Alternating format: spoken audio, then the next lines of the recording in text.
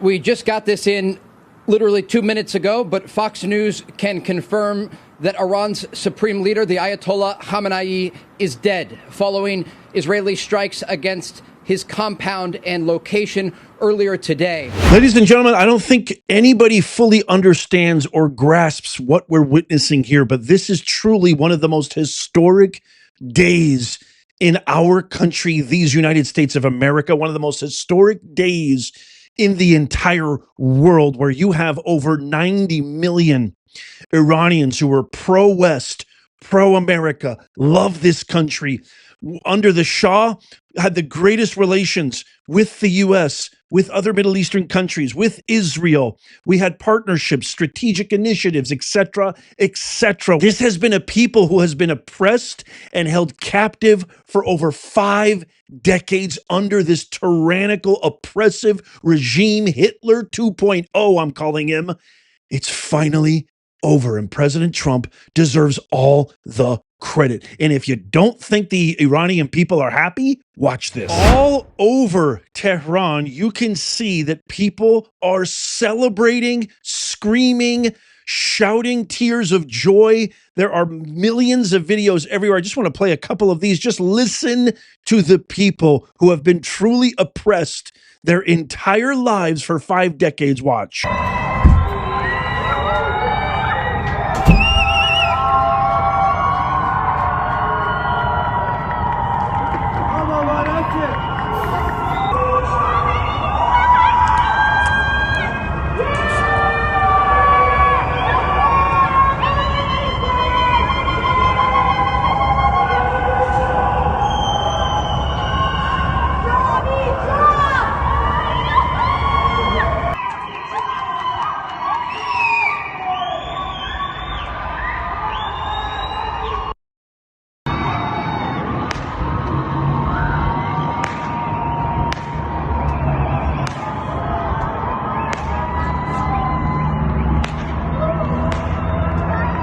There are literally hundreds, if not more, videos, clips, segments, sound bites, etc., of the Iranian people who love America, who love the West, who are sick and tired of this regime, who not that very long ago tried to protest and tried to overthrow this tyrannical regime, only to be met with over 30, 40, in some instances, some numbers coming out, over 50,000 persecutions and executions by the Hitler 2.0 I just shared with you on the screen, who authorized all of it.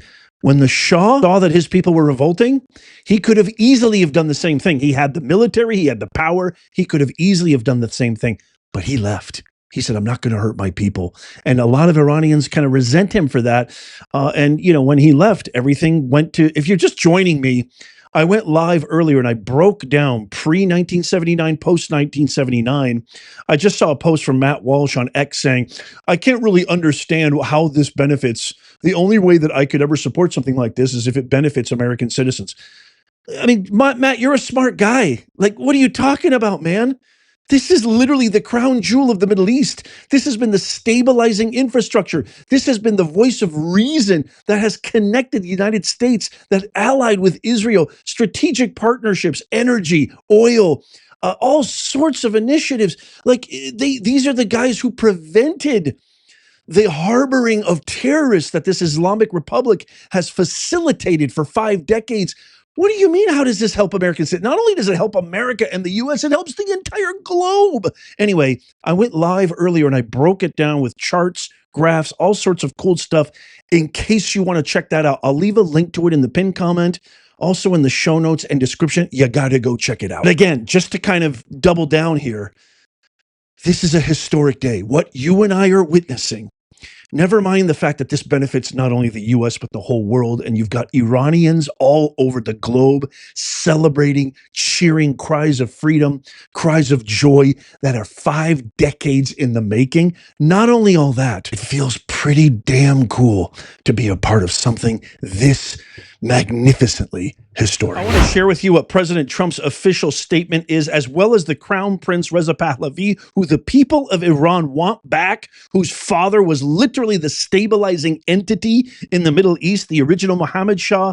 Pahlavi. But make sure you come on back, because I'm going to share with you something that even CNN had to admit live on camera. The largest gathering of Iranians in the United States outside of Iran in Los Angeles. Wait till you see what I'm going to share with you. But let's first go through this. So Trump announced this, saying Khamenei is one of the most evil people in history, and he is dead. This is not only justice for the people of Iran, but for all great Americans and those people from many countries throughout the world that have been killed or mutilated by Khamenei and his gang of bloodthirsty thugs. He was unable to avoid our intelligence and highly sophisticated tracking systems, and working closely with Israel, there was not a thing he or the other leaders that have been killed along with him could do. It's almost hard to imagine that this literally all began less than 24 hours ago. Less than that, like 15, 18 hours ago. It's just insane, because not only was Khamenei taken care of, but 40 top Iranian National Guard, the IRGC, and the Islamic Republic Guard officials were taken out. I mean, this is the greatest thing to happen in the history of our country and earth, pretty much, in the last 100 years. I mean, since I would say since the toppling of the Third Reich in 1945 Germany. That's what I would say. Dead serious, not kidding. Let me continue here. We are hearing this is the single greatest chance for the Iranian people to take back their country. We are hearing that many of their IRGC, military, and other security and police forces no longer want to fight and are looking for immunity from us. As I said last night, and I covered this in my stream earlier, again, the link is down below, quote, they now have immunity. Later, they only get death. Hopefully, the IRGC and police peacefully merge with the Iranian patriots and work together as a unit to bring back the country to the greatness it deserves. That process should soon be starting, in that not only the death of Khamenei, but the country has been in only one day very much destroyed and even obliterated. He's absolutely right. And I'm going to go through a little bit of that in just a second. The heavy and pinpoint bombing, however, will continue uninterrupted throughout the week, or as long as necessary to achieve our objective of peace throughout the Middle East and indeed the world. Thank you for your attention to this matter, President Donald J. Trump. So just to add a little bit more context to this, and then I also want to go over what the Crown Prince's statement said. U.S.-Israel attack. President Trump announces that Iran's Ayatollah Ali Khamenei is dead. He calls it justice. The airstrikes are a response to the regime's refusal to dismantle its nuclear program following weeks of talks. And by the way, this Khamenei guy even said that he was going to go after and attack us. They've issued threat after threat after threat. Some interesting news. Iran just started counterstriking pretty much everybody, including Kuwait, Bahrain, Jordan. I mean, everywhere. There was a drone strike in Dubai International Airport that was being evacuated. Finally, Saudi Arabia decided to join in. Israeli women were hurt and mortally wounded by missiles and strikes. United Nations Secretary General, who cares about this jerk, condemns U.S.-Israel strikes as a grave threat to international peace. These are people who don't know anything, have no clue. They're complete losers, like all the leftists, Ro Khanna, Thomas Massey, AOC, and Kamala. Even Kamala, I mean, the biggest loser of them all, Kamala Harris, has to chime in. This isn't right. Again, some of you might be agreeing with that, but I will explain everything in great detail.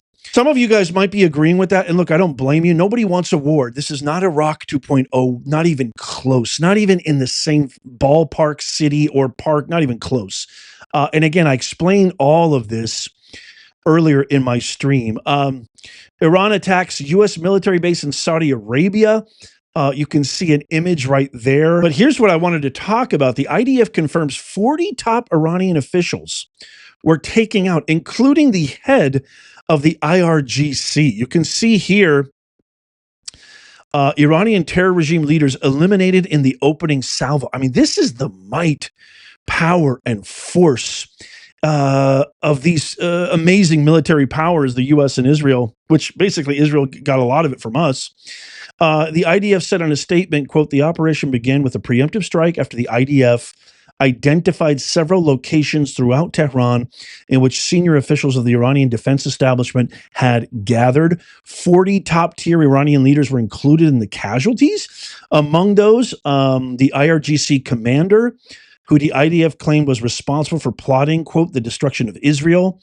And then the big one, the big dog. You got to understand, this is the supreme leader, not the president, not the prime minister, the supreme leader, somebody who is considered by the kind of loyalist Islamic Republic loyalists, essentially, as their kind of medium to God. I mean, it's that serious that this guy is out of here. Here is a statement from Crown Prince Pahlavi, Reza, my fellow compatriots.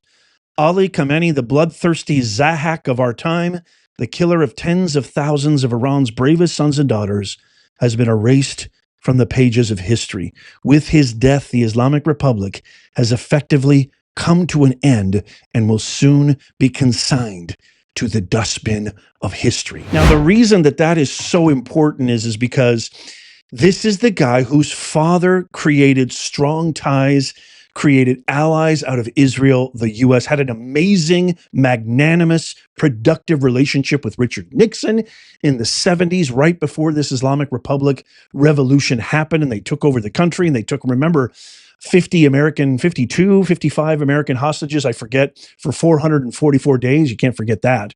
And so this is the same guy. And so he believes in the power of the people. He believes in open, free, democratic elections. And what the people keep chanting over and over again is his name. So that's why that's really, really important. And again, you see all these leftist losers. You see all these mentally ill Hans and the AOCs and the ghetto Crockett's already condemning this. They have no clue. They don't even have not even a shred of understanding of the 4D chess, the political acumen and capital needed to handle these global affairs. They are children, an eternal sandbox of ignorance. They have no clue what Trump is doing, no clue what these amazing America First cabinet members understand about what's happening in the Middle East, how important the crown jewel Iran is, how important it was before these Islamic terrorists took over and essentially have facilitated more terrorists, facilitated 9/11, facilitated ISIS, Taliban, Al-Qaeda, and the rest of them. They have no clue, and they're all condemning this. But you listen to the people, which is what Reza Pahlavi wants to do. And even CNN is forced to report the massive support in the streets of Los Angeles for President Trump ending Ayatollah Khamenei's oppressive reign. Check this out. The largest Iranian populations outside of the Middle East. You see the gathering there behind her. Julia, how is the Iranian community responding? Well, this gathering has only grown, Jessica, over the past few hours, since we've gotten here. It has amassed a large number of people, and the celebration is striking. We got here just moments after initial reports, initial rumors of the death of Ayatollah Khamenei had just started to trickle from Iran to this diaspora community, and people were jumping in excitement, hugging each other, crying, saying that basically they've been waiting 47 years for this very day, Jessica. It is the reason so many of them have come out here today. I want you to hear from one of them specifically, his thoughts right after learning that the supreme leader of Iran was dead. When is the last time you saw people in Israel and Iran dancing on the streets in excitement? And when is the last time you've ever heard of a country coming out and dancing because they're excited that foreign powers are attacking them? Now, the name of Reza Pahlavi has been at the tip of people's tongues here, Jessica. So these are very much people who are pro-Shah. They want to see a leadership emerge from Reza Pahlavi. They're calling for him to take over the reins. And their hope, they've told me, is that he would then lead a temporary government and hold elections in Iran, hold a referendum in Iran so that the people could decide what would come next for their nation. That's what real revolutionaries look like. That's what real protesters look like. not these disgusting anti-American Marxist, pro-communist, radical, extreme brainwash mooks who get in the way of law enforcement officers, who attack them with vehicles, who are simply carrying out the task of the American people, everything we voted for. If you're at all thinking right now, but Nez, I didn't vote for more wars, but Nez, this is not what we wanted. Nez, please, I beg you, just have an open mind.